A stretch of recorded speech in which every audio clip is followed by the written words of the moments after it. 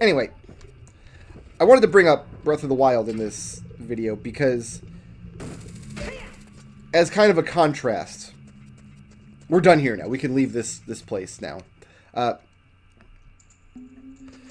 kind of a contrast, because Ocarina of Time, like I said, has my favorite dungeons in the series. And it has so many dungeons that it has a couple of full-sized dungeons that people don't even count amongst its dungeon content. And we're headed for one such dungeon right now. And I want to point that out before we get to this dungeon, because this is one of, like I said, it's probably the weakest dungeon. Let me get my bearings. We go right from this door. Yeah, there we go. We can ignore Mito for now. Go down the water hole here. This is what I consider to be the weakest dungeon in Ocarina of Time. And you'll see it's still pretty good, all things considered. Like, if you've played Breath of the Wild recently, but you haven't replayed Ocarina in a good fair amount of time, XAY. Let's go ahead and get into Zora's Domain here. Like, maybe you're misremembering this dungeon. Like, if you're thinking... My hope is that Breath of the Wild fans will see this video and they're thinking in their minds, the shrines and they were fine. What's he complaining about? But when I compare those to what I think is the weakest dungeon in Ocarina of Time, maybe something will click over, is my hope. Or maybe I'm just spouting nonsense into the void and I should just shut my trap. I don't know. All I know for certain is that the dungeons in Breath of the quote-unquote dungeons, I'm making finger quotes like a mofo right now. That actually hurts a little bit. I probably shouldn't hurt my fingers while I'm trying to play a game on 3DS. That just seems redundant. But hopefully, those of you who watch my Breath of the Wild streams and have heard me complain about this in the past, like, hopefully it'll make a little bit of sense if you watch me play through Ocarina, what I feel is the weakest dungeon in Ocarina of Time, and it's still pretty good. In fact, I would stack this dungeon up against the... Where do I want to go? No, I don't want to fall off. We want to go this way. Yeah, here we go. I would still stack this dungeon up against the weakest in Twilight Princess any day.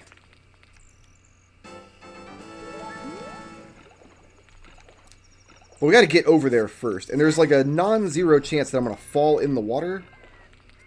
And if I fall in the water, like, it doesn't damage you or anything. You just got to do the extremely long swim of shame back to the platform. Because you can't climb onto these inexplicably spinning ice platforms. I almost ate that Octorok rock. Octorok rock? So here we are in the ice cavern. This is the weakest of the dungeons in Ocarina of Time, and it's actually typically not counted amongst dungeons in Ocarina because you don't get one of the plot required items here. I want to get out here before they... But you know, let's do this. This'll work.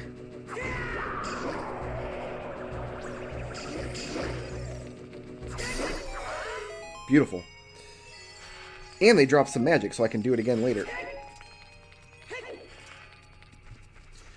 This is a mandatory dungeon. It's not optional. You do have to come through here. But most of the dungeon is comprised of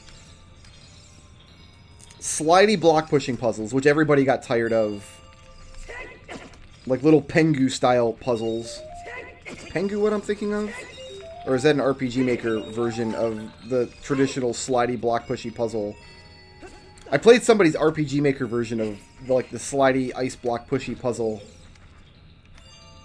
And that might have been Pengu. If that's what Pengu was, then none of you are going to understand what I mean by Pengu. And that's okay. Sometimes I'm going to say things that you're not going to understand. That's what it means to be a grown-up. Those kind of puzzles were already pretty stale by the time Ocarina of Time came out. So, like, when Final Fantasy X used them 5 or 6 years after Ocarina came out, it was just beyond the pale. It was just awful.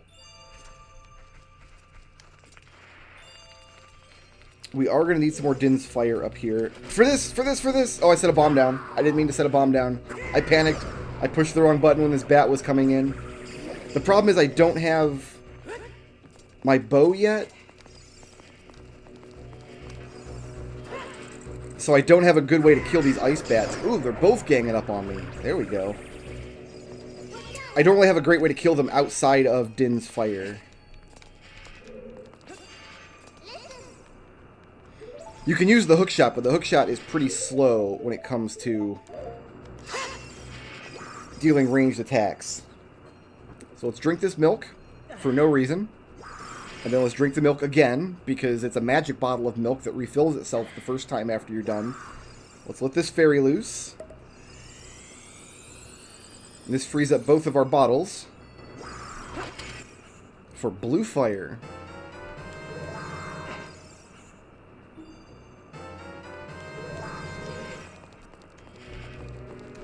This guy's making noise, so let's take care of him. Am I done here? Almost. So I would put in like the echelon of Zelda dungeon design. I would say that this dungeon, the Ice Cavern, is about on par with like the middle of the road dungeons in Twilight Princess. I definitely like this ice dungeon better than the ice dungeon in Twilight Princess. But as we've said, I'm an unreasonable man with silly expectations, and we don't really need to go into that anymore. I shouldn't think. But this dungeon does have a map and compass. It doesn't have any like spatial puzzles to it, which is why I think is one of the reasons it's weaker compared to the other Ocarina dungeons. Most of the other Ocarina dungeons are designed in such a way that you really have to think of each of them as a three-dimensional place. I don't know which of these I want to do first. I don't think it matters, though. One of these rooms has a heart piece, and one of them has the path towards the rest of the dungeon. But I think both of them have new pots of blue flame, which is what we really need in our life. You know what? The other one has the compass. Let's do that one first. The other one has a compass and a heart piece. This dungeon doesn't have a boss, unfortunately. I do kind of feel like... I do kind of wish it had a boss to it. Would have been a nice little feature. It does have a dungeon item, though. That's why we're here. The dungeon item you get here is required to complete the game. That wasn't an ice bat. That was just a regular bat. But we do have more blue flame here we can fill back up.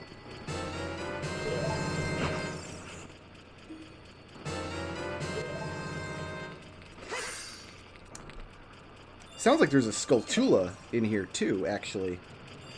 Oh, I forgot to go to the Skulltula house.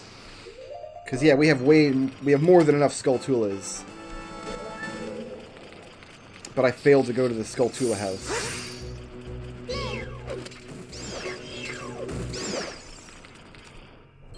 Am I going to have a... I'm not going to be going back to Kakariko anymore. I'm going to have to make a special trip back to Kakariko. Oh, I will be going back to Kakariko at some point. Okay, yeah. But remind me, next time I go to Kakariko Village, which I will be doing in this recording session. I had to think about my critical path here. Bombs, stop it. Maybe having bombs on the permanent X button there is not a good idea. It's fine. Wasting bombs is a God-given right. A little behind the scenes. I've got my little text file here that tells me step by step what I want to get accomplished in this recording session. And that's how I knew that I was going to go back there later. So I don't have to make a special trip. It'll be fine. But remind me. That way, if I do forget when I go back in a later time here, if I don't remember to do it... Okay, let's... you can feel all smug, because you're like, Brickroad, we reminded you. Brickroad, you're a dingus! Please don't call me a dingus. Why would you do that? Don't call people names. Hey, speaking of...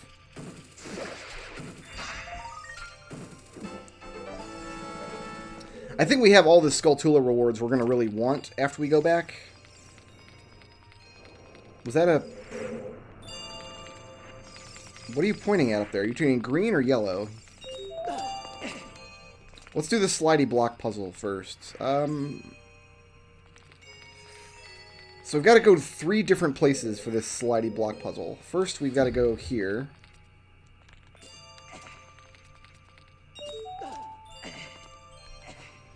Actually, do we have to go over there? Yes, because there's a... Link, will you... I know he's doing his calisthenics right now. There we go.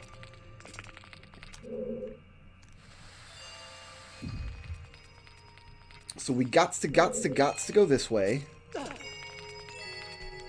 And if we didn't have blue fire, we'd have to go... Across the far side of the room is a little alcove with blue fire in it. We'd have to do that first, and then... It's basically an extra trip for the slidey block. Now I can get rid of the slidey block. So this is already like the most forgettable dungeon in Ocarina of Time. But yeah, this game came out in 1998, and this was already kind of a moldy oldie kind of puzzle. A couple years later, Final Fantasy X comes out. Same exact puzzles. Same exact block pushing shenanigans. Like, how dare they? Like, really, how dare they? They weren't even good ones. Like, this one's at least kind of cool because, like, yeah, it's block pushy and it's slidey, and you've done this a million times before, but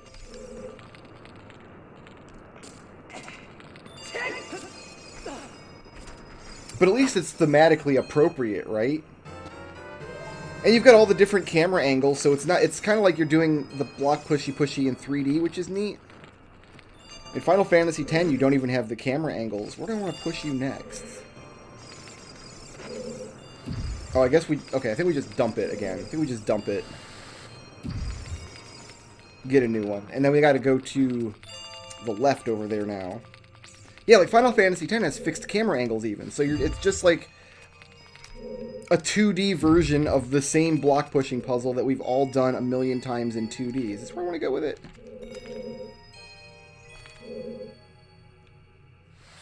I see what we need to do. We need to go up against this one. We need to push him left. Oh, so I could have... Okay, I didn't have to dump it. I could have pushed it this way instead of the other way. Did the good thing instead of the other thing? You ever do the other thing? I did the other thing once. And then instead of actually lining it up with the wall, we can just make this. Beautiful. And away we go. If I get through the whole ice dungeon without getting frozen once, that's going to be fantastic.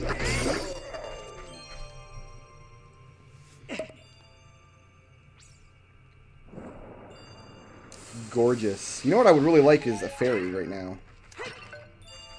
Because this dungeon forces you to give up your fairy. Oh, let's put this Master Sword to work. How you doing, buddy? How's it going? Nope. I'm better at this than you are. Link's got to do his little spinny. And we get probably the single best improvement from OG Ocarina of Time to Ocarina of Time 3D. The iron boots. In the original Ocarina, you equipped and unequipped the iron boots by going into your gear menu, where I equip my swords and shields and stuff, and switching which boots you want to wear.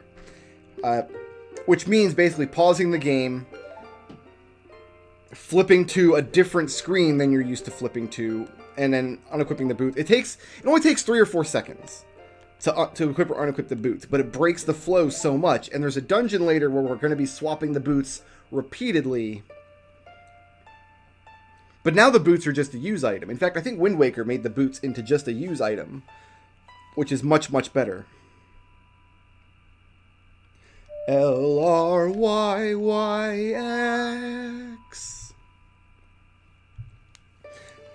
But, like with all of the flaws of Ocarina of Time, I can forgive this one, because I can understand why that was not a lesson they had learned yet.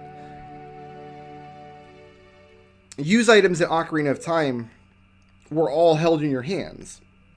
So your C buttons were assigned to like things you were holding in your hands that weren't your sword or your shield. You don't hold boots in your hands. Boots are things you wear, and we have a gear screen filled with things you wear. So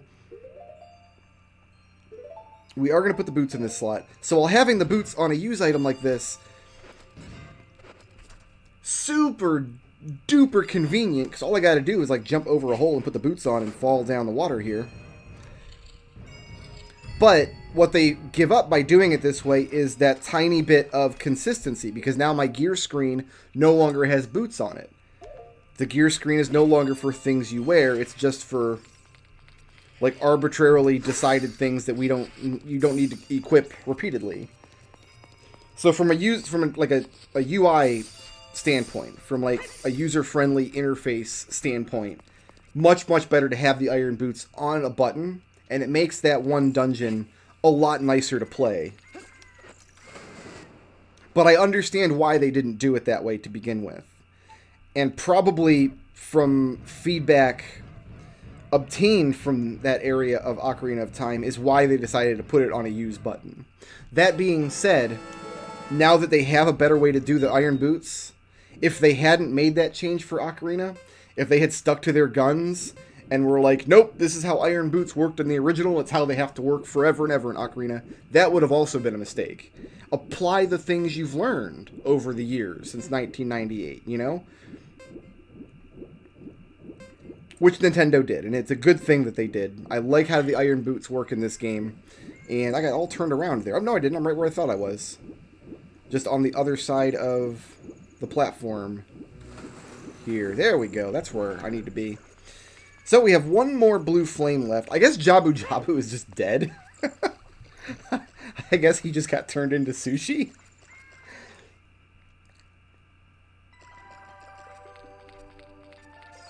Oh, we do have to make a special trip back to Kakariko Village. Gosh darn it. We actually do have to. I'm sorry for wasting your time with the Goron kid and then wasting your time again. We got to go back to Kakariko Village. A special time. It's fine. It's whatever. So we're done here now. Which is wonderful. Basically, we're just doing like an Ocarina of Time world tour in this session. We're just wandering around the world, picking up useful tidbits, useful items. We got the Zora tunic, which lets us breathe underwater. We got the Goron tunic, which lets us hang out in Death Mountain Crater for an extended period of time. We got the iron boots. We got a couple of songs that we'll use as fast travel points later. It's not too terrible, though, because all we gotta do is go back through Goron Town and then run down the mountain. It's fine. It's fine. Do I want to get this first? Let's get this first. Little mad Kokiri kid. Oh, that was wrong. Hold on. Saria's song was... I don't know. I'm just gonna admit that I don't know. I don't know it. There it is.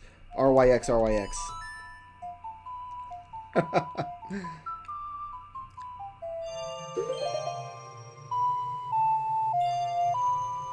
Shoutouts to William Sheets for sponsoring this video, and to everybody who helps make my channel possible by supporting me on Patreon.